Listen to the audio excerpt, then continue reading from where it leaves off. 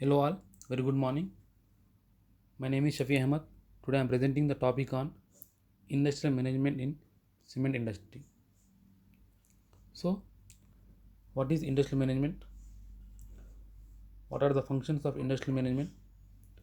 What is the need for industrial management in cement industry? What skills managers should have? What are the new methodologies? What are the main tools used in cement industry? What are the benchmarking figures in cement industry with respect to power and thermal? Some improvement tips for performance. So, what is industrial management?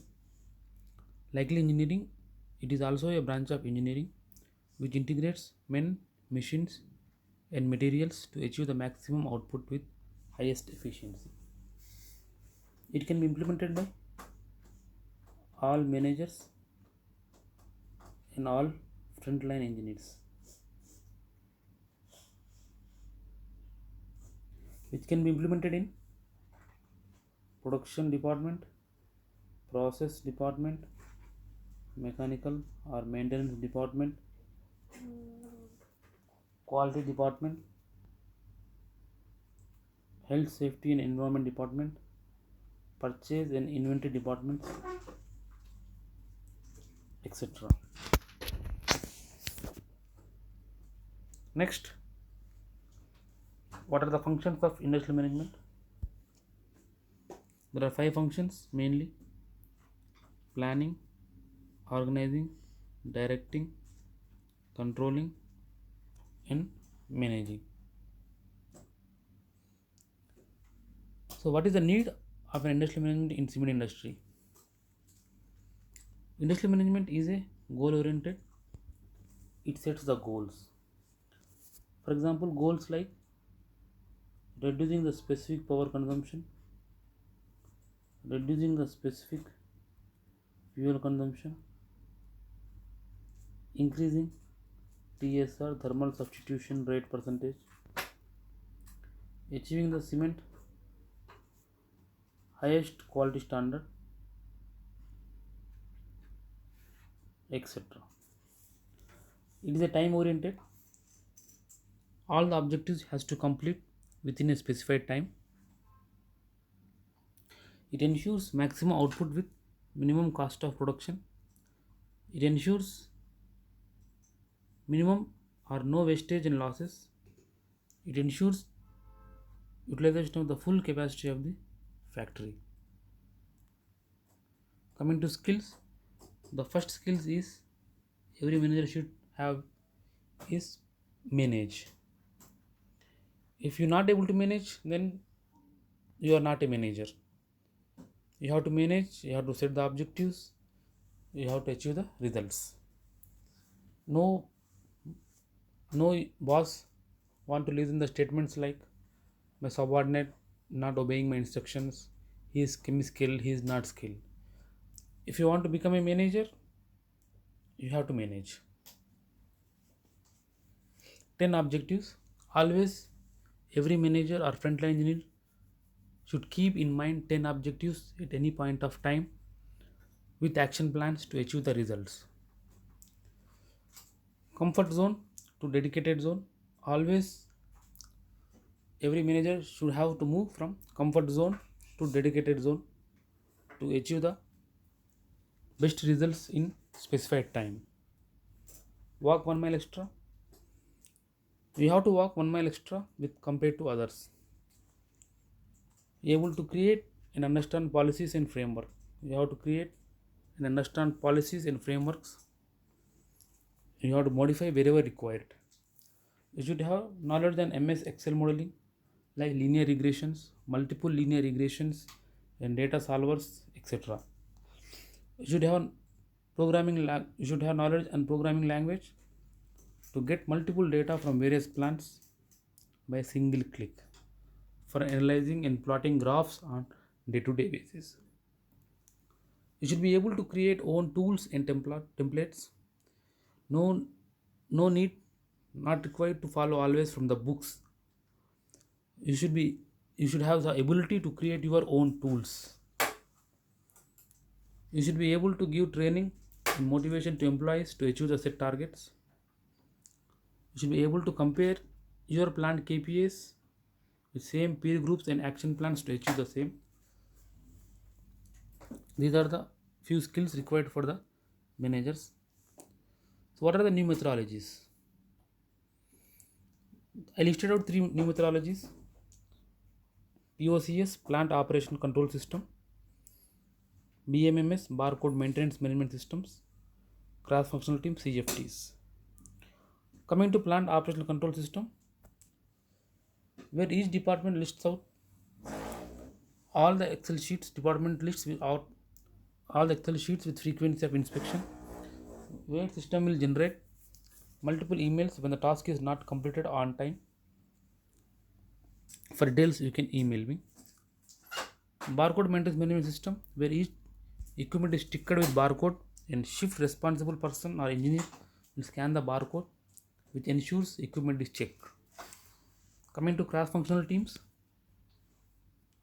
where each section is grouped with different departmental engineers who is responsible for that section breakdowns, improvement jobs, and projects, etc.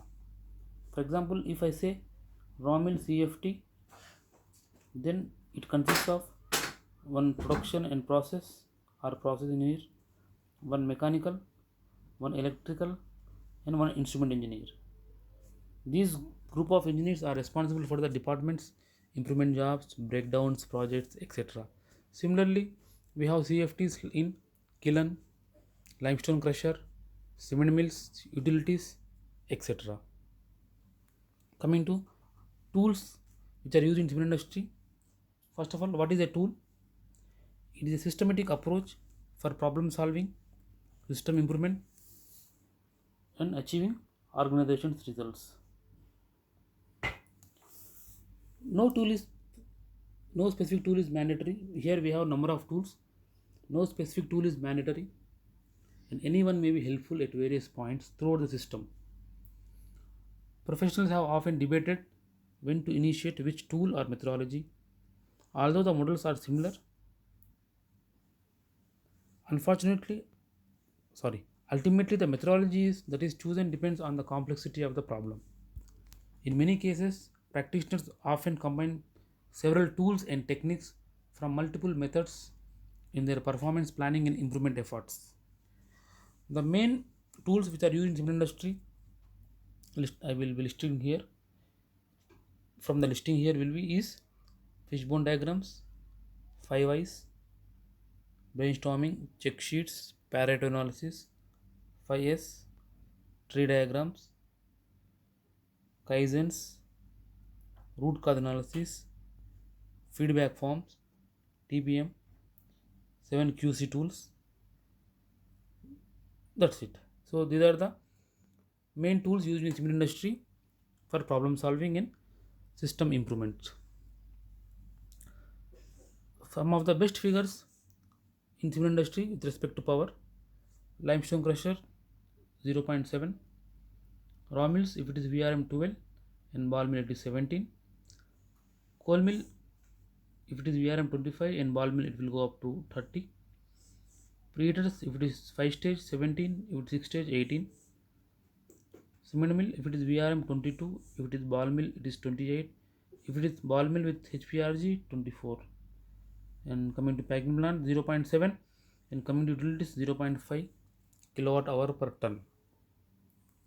Some best figures in with respect to thermal: if preheater if it is 5 stage 685, if it is 6 stage 675, thermal substitution rate gone up to 25%, preheater exit best figure 130, even some people have gone lesser than this. Cooler vent 90 kilocalories, clinker exit 25, radiation losses 30 kilocalories per kg clinker, heat of formation of clinker 410, even some people have gone up to 405. And some performance improvement tips: if your heat of formation is 420 kilocalories per kg clinker, you can optimize your raw mix to achieve 405 kilocalories per kg clinker, which will save 10 to 15 kilocalories per kg clinker. If your fans efficiency is 75%, less than 75, Replace the fans with greater than 85%, which saves 1 to 2 kilowatt hour per ton of the section from the fans power. Fans like preheater fan, raw mill fan, baghouse fan, and cement mill fan you can work out on major fans. If preheater fan flow is greater than 1.40 nm per kg clinker, you can work it to bring less than 1.4, which will save 2 to 5 kilocalories per kg clinker. If primary air percentage is greater than 12%, you can optimize to bring it to 10%, which can save 1 kilocalories per kg clinker. If TAD inlet to outlet temperature difference is greater than 30 degrees, then you can work out on false air and thermal conductivity of the bricks, which saves 1 kilocalories per kg clinker or more. If you work on thermal conductivity of the bricks also.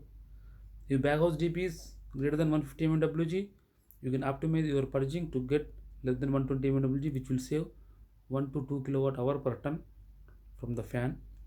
If preheater fan inlet draft is greater than 750 mWg, you should work on the system resistance like cyclone pressure drops, resistance in the bends, etc., which can bring up to 680 mWg, which will save 1 to 2 kilowatt hour per ton in the fan. If cooler exit is above 110 kilocalories per kg clinker, you can optimize the cooler fans and hood draft to achieve less than 105 kilocalories per kg clinker, which saves almost 5 kilocalories. If raw mill false air is greater than 15%, you can work on it for less than 8%, which is 1 to 2. It is a case of VRM. If cement PSD is narrow, you can optimize the grinding media to get the results RRSB greater than 95%, which will save 2 to 3 kilowatt hour in the grinding efficiency. These are few tips I listed out here. And in my next session, you will see few more performance tips and few more types of management classes. Thank you. Thank you very much.